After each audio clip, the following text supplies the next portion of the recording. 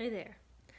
So, in comparing my initial CSTP and my final CSTP assessments, the strength that I had on both was classroom management, which I think is surprising because I don't actually work in a classroom setting anymore, but most of my experience is in that um, arena, so I guess that makes sense.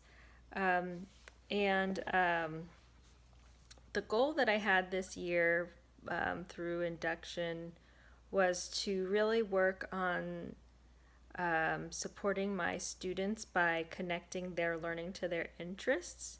And that would go into the category of engagement. And I really worked on getting to know my students to attain this goal by finding out what they're interested in, what games do they like, what hobbies do they have, what um, do they not like, what are their favorite ways to learn. Some kids like being on a computer, some do not. Some prefer books, some like to have content in videos, and others find that boring. So I really have to get to know my kids to know how to reach them best.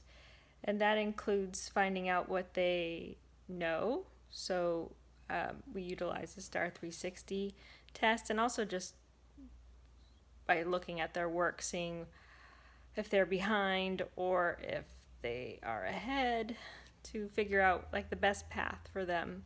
And I had a number of students who were behind in math this year and writing.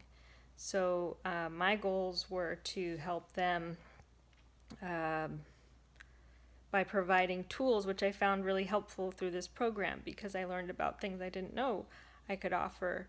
For example, the one of my students that I use in my digital digital reflection suffers from dyslexia, and I was able to help him with writing by introducing him to a program called ReadWrite, where he can have the internet read to him and use a text to speech option to write.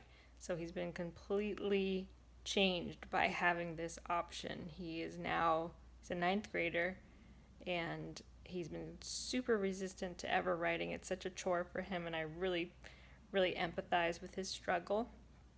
So being able to give that tool to basically give him a voice on a page and also give him access to more information has been huge. So I really am grateful for those resources and finding out about it, and I'm happy to have been sharing it with other teachers.